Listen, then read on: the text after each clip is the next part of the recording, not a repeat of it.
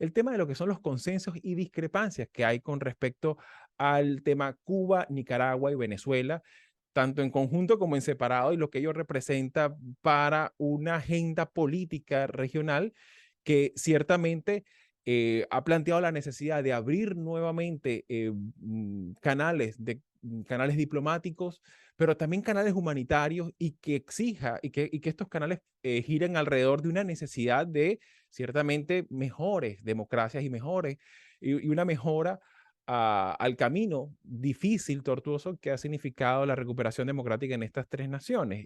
Particularmente, esto arranca desde el tema mismo de la invitación o no invitación, si viene o no viene, todo ese halo de misterio que hubo alrededor de una posible visita de Nicolás Maduro o de una aprehensión de Nicolás Maduro llegado al aeropuerto de Ezeiza en Buenos Aires. En fin, hay una gran cantidad también de aspectos que giran alrededor de este tema, y sobre todo que en la propia, como lo decía el propio presidente Lacalle Pou en una de sus intervenciones, entre otras, que bueno, ciertamente es difícil hacer creíble la propia institucionalidad y la declaración de principios cuando hay países en los que no hay ciertamente respeto irrestricto a los derechos humanos, a la democracia, a las instituciones, ¿no? Es un tema llamativo porque, bueno, lo vemos también en otros, no tan solo en América Latina, lo vemos también en otros foros, ¿no? Sin embargo, Marisabel, me gustaría una palabra de análisis de tu parte. ¿Cómo ves este tema? ¿Cómo llevar a cabo, ¿no? Una nueva agenda de integración que tenga este elemento tan particular de estos retrocesos democráticos en estas naciones tan importantes de la región? Fíjate que viendo no la repercusión que tuvo, realmente lo que hice fue ver el video del presidente uruguayo. Yo pienso que esa es una reflexión que todos nos hacemos, sobre todo cuando ocurren estos foros y se habla de derechos humanos y de fortalecimiento de las democracias. El problema es el ruido que genera cuando tienes gobiernos que no respetan o que no se adhieren a esos principios. Entonces, ¿cómo haces para que, por ejemplo, no solamente el foro, la expresión, vamos a decir, de esfuerzo de lograr acercarse y conversar sobre estos temas? Eso es importante y yo reconozco que es necesario, inclusive como se ha planteado en algunos espacios de defensa y de activismo de derechos humanos. Estos gobiernos que son señalados, Cuba, Venezuela, Nicaragua, es necesario conversar con ellos. Y es necesario hacerlo a través de estos países que están conscientes de que la integración no se puede dar si no estamos todos hablando el mismo idioma. En este caso, el idioma es el de los valores y los principios democráticos. Entonces eso genera un ruido, porque tenemos una adhesión a una declaración que habla de su promoción y su defensa, pero entonces también tenemos por otro lado em, pues el balance en materia de derechos humanos, de libertades políticas. eh, entonces, ¿cómo podemos conciliar esos dos aspectos? La aspiración legítima con la realidad. Yo estaba leyendo algo que escribió Gabriel Pastor. El tema es el cómo lo operacionalizamos. Muy bien, esto es lo que queremos, esto es lo que, esta es nuestra aspiración, ¿cómo lo operacionalizamos? Ahí es donde yo creo y coincido con Manolo. ¿Cuál es la vía? Es importante hablar de estos temas, Claro. es importante destacar en el debate que esto es central. Ajá, pero ¿cómo pasamos de debatir lo político, lo teórico, lo principista y cómo lo llevamos a la esfera de la realidad, lo pragmático?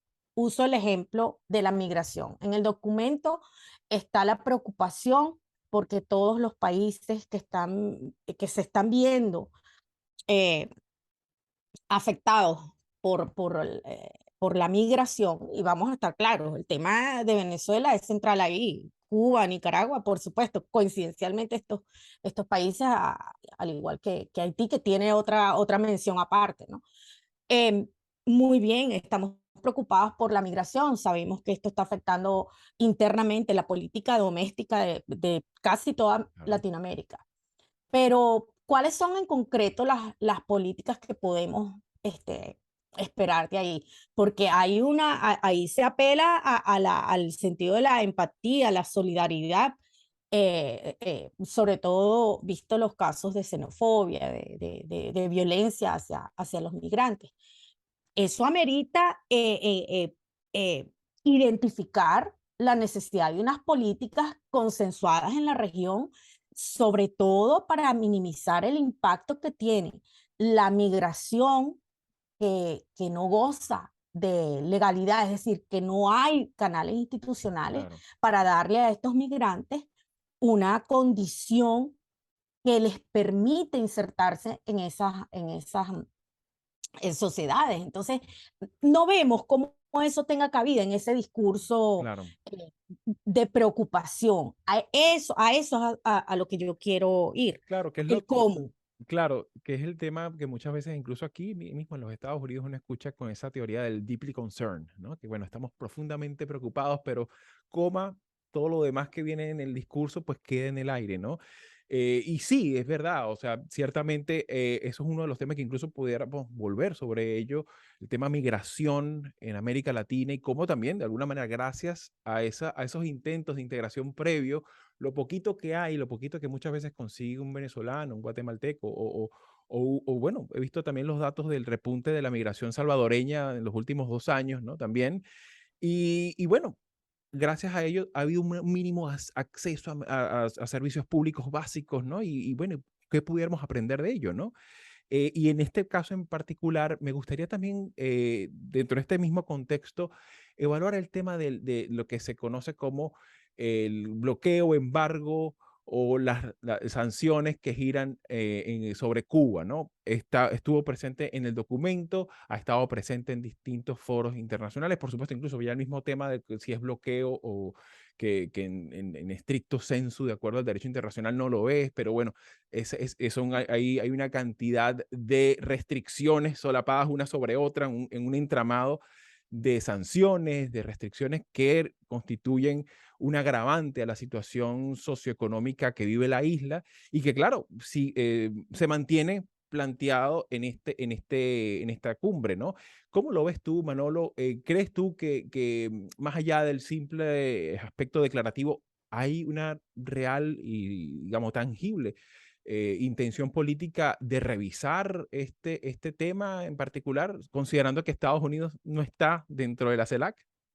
Claro, ese es el gran tema, ¿no? O sea, porque claro, cuando hablamos de este término tan, a su vez, tan polisémico, ¿no? Porque uno Sí, tendría que pensar que bloqueo es bloqueo, pero no, sabemos que tiene muchos sentidos ese término. Hay que mirar directamente a Estados Unidos, ¿no? No hay que mirar a, yo que sé, a México o a Venezuela o a Colombia, por ser países que estén también muy próximos estar muy próximos a Cuba, ¿no? Eh, yo creo que además este tipo también de conceptos, repito, polisémicos, al final terminan siendo funcionales para todas las partes, ¿no? Es decir, porque yo puedo justificar que mi vida política o mi desarrollo político-económico sea un desastre como consecuencia o por culpa del bloqueo. Entonces yo claro. puedo justificar, ya digo, todos mis errores durante muchos años porque soy objeto de un bloqueo, ¿no? Yo no sé si Aquí tú te hay, acuerdas, Manolo, sí, disculpa que te interrumpa, pero no sé si tú te acuerdas de un profesor que nosotros teníamos en Salamanca, que Rueda Junquera, se sí, apellidaba. Él decía sí, mucho que el mejor amigo del hombre no es el perro, sino el chivo expiatorio, ¿no? Y algo de claro, eso hay allí, ¿no? exactamente, sí, sí recuerdo a Fernando. Sí, pues, pero fíjate que hablando y a propósito también de lo que estaba diciendo María Isabel, vamos a ver, hay dos situaciones que son muy distintas, ¿no? Y también me voy a lo que conocemos, ¿no? O sea, siempre en las ciencias sociales lo que tenemos que buscar siempre son comparaciones, ¿no? Entonces, cuando estoy hablando de los años 70, sobre todo finales de los 60, principios de los 70, cuando España y Portugal eran dictaduras, pues claro, España y Portugal tenían un trato con el entonces mercado común europeo complicado, ¿no? Porque por un lado había millones, y subrayo esto, millones de emigrantes portugueses y españoles en los países del mercado común, es decir, sobre todo en Francia, Alemania y también los Países Bajos, ¿no? Pero claro, los países del mercado común no trataban con España determinados aspectos con España o con Portugal porque eran dictaduras, es decir, no eran países homologados, ¿no? Pero había que hacer políticas con ellos. Entre otras cosas, repito, porque estaban estos emigrantes, pero también había millones ya de turistas del norte de Europa que venían a las playas de la península ibérica, o había comercio, etcétera, ¿no? O sea, este es un punto que lo podemos llevar al ámbito latinoamericano, ¿no? Es decir, que la relación entre Venezuela y Colombia, por decir dos países, es la que es. Son países con un tejido poblacional absolutamente permeable de un lado para otro de la frontera durante muchísimo tiempo, y tienen que tener algún tipo de relación. Pero eso no significa que el foro en el que esté Colombia como un país democrático no condene la no democracia de Venezuela y no le permita estar en igualdad en ese mismo foro, ¿no? O sea, esa es una cuestión que me parece que tenemos que tener muy clara, ¿no? Pero es que esto todavía se nos complica más, por ejemplo, ahora mismo con el caso de Perú, ¿no? Y cómo se ha producido una división entre, por ejemplo, Andrés Manuel López Obrador, es decir, México, y Petro, es decir, Colombia, Sí. que están claramente a favor de Pedro Castillo y por consiguiente condenan la situación actual, y otros países de América Latina, notablemente al sur de Perú, que reconocen al actual gobierno de Dina Boluarte. Es decir, y entonces eso ahí genera también una tensión que debería ser innecesaria entre los propios países. Volvemos al término de la CELAC, ¿no? Es decir, dentro de la CELAC ya no me refiero al tema de Cuba, que siempre ha dividido, sino que un tema como el actual de Perú divide también a los países, ¿no? Entonces, y esta es una falencia que es clásica en las relaciones internacionales, pero que para el caso de América Latina hace muchísimo daño en lo que antes me refería, en ese querido, deseado proceso de integración regional, ¿no? Porque claro, se hacen cuestiones que no deberían ser, no digo que no sean importantes, ojo, claro, pero que no deberían ser cuestiones de valoración o de evaluación por tercero, ¿no? Aquí la famosa doctrina Estrada, que tantas veces ha puesto sobre la mesa México, y digo tantas veces, digo a lo largo de muchas décadas, quizás debería tener un punto, ¿no? Y en este caso, pues el presidente mexicano estar callado a propósito de lo que sucede en Perú, porque es una cuestión interna, estrictamente interna de Perú, y que hoy por hoy, mientras no se demuestre lo contrario, se están siguiendo los procedimientos constitucionales, ¿no? Es decir, lo que se está dando en Perú es una solución de acuerdo con la propia normativa legal, constitucional peruana. Y por terminar, y volviendo al tema de Cuba, nada hay nuevo bajo el sol. Es decir, todo sigue absolutamente igual. Todo. Entonces, lo único es eso, la lucha por el relato, ¿no? Por vender un determinado relato que pueda ser más sustantivo, en este caso, para el gobierno actual de Díaz-Canel, o sea, es decir, para el gobierno de Cuba, ¿no? Porque para Estados Unidos es un tema, bueno, que está ahí, pero no creo que sea un tema que quite el sueño al presidente Biden. Claro, y que ciertamente en esta lucha de relatos muchas veces se inscribe ese manejo tan instrumental y tan maniqueo que tienen las doctrinas del derecho internacional, como este punto tan importante y fundacional del derecho internacional que entendemos ahorita, como es el tema de la no injerencia, ¿no? Que bueno, no puede ser que la no injerencia se utilice para unas cosas y para otras no tanto, ¿no? Y claro, este es un tema muy que gira también sobre la esfera de lo que ha significado la dificultad que tiene la región para hablar el tema de Venezuela, ¿no? No tan solo en su aspecto migratorio, que ya lo hemos comentado aquí, sino con el tema también que tiene que ver con su desempeño democrático e institucional a lo interno, que seguimos hablando de un país que tiene en curso investigaciones sobre crímenes de lesa humanidad, en la Corte Penal, también tenemos una difícil situación donde el mismo sistema electoral sigue siendo el gran punto de discordia, incluso hasta dentro de la propia oposición venezolana, sobre lo cual en algún momento volveremos a tocarlo en profundidad acá. Sin embargo, me gustaría un poco tu comentario también como venezolana, Marisabel. ¿Crees tú que particularmente el tema Venezuela, por lo amplio que esto representa también, eh, se tocó de una forma diferenciada en esta cumbre? Yo no sé si es un sesgo porque me interesa Cuba y Nicaragua, además de Venezuela, ¿no? Pienso que esos tres casos tuvieron un peso en la cumbre. Ujú. No solamente por tratarse de un tema que afecta el discurso de apoyo a la democracia y de fortalecimiento de la región. Creo que es porque se vincula justamente con lo que estamos hablando, que es la Ujú. elasticidad con la que se manejan esos conceptos en estos espacios. Claro. Y me parece que es muy apropiado el ejemplo de México, de cómo en algunos casos sí podemos meternos para lo hondo con la falta de libertades políticas, con la poca transparencia desde el punto de vista electoral y así podemos avanzar.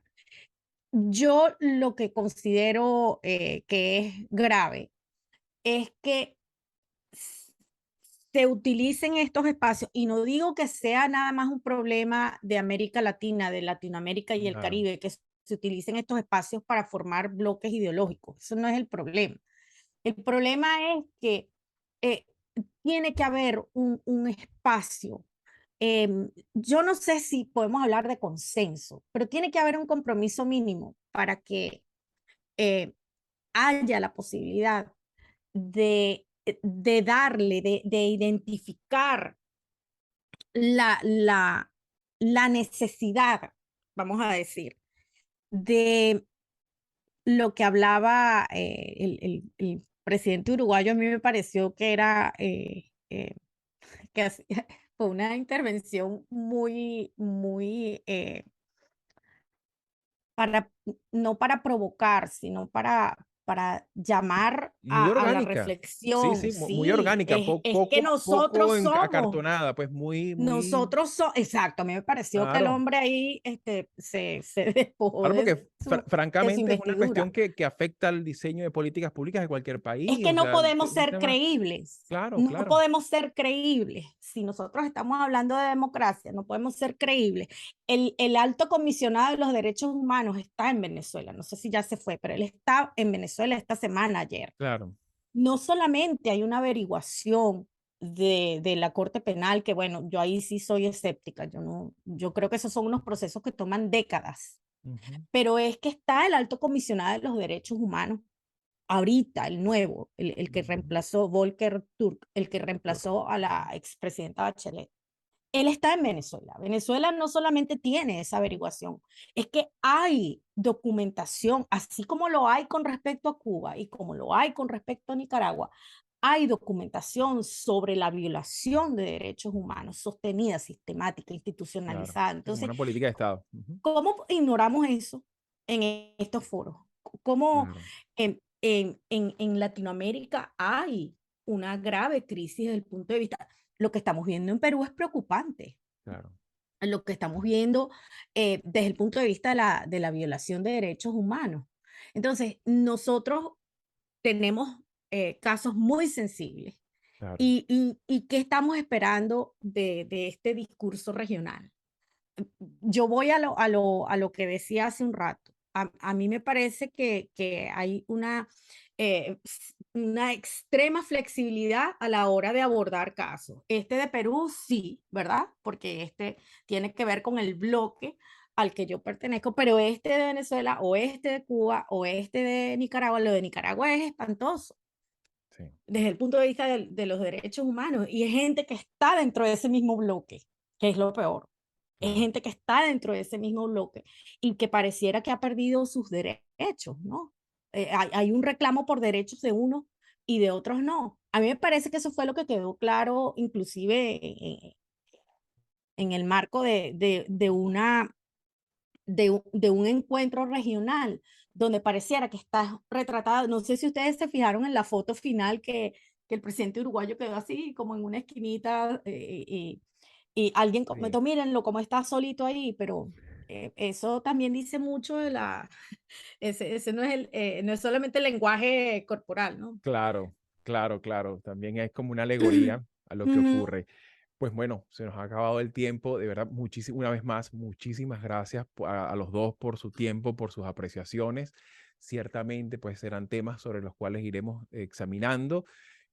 Ciertamente, el balance es un balance importante, necesario. Son discusiones y temas que nos suscitan, nos llaman, nos convocan y que sobre lo cual iremos en las próximas ediciones iremos amplificando el debate. Así que bueno, muchísimas gracias y será hasta la próxima semana. Manolo, Marisabel. Vale, Un buen fin de gusto. semana. Chao. Igual. Llegaste hasta aquí y te interesan los temas que hemos abordado, puedes ayudarnos a seguir publicando estos fragmentos dándole like, compartiéndolos, comentando y suscribiéndote al canal. El audio de la entrevista completa lo puedes conseguir en la página latinoamerica21.com/podcast y en las principales plataformas de audio. Subimos videos nuevos todas las semanas, así que nos volveremos a ver muy pronto.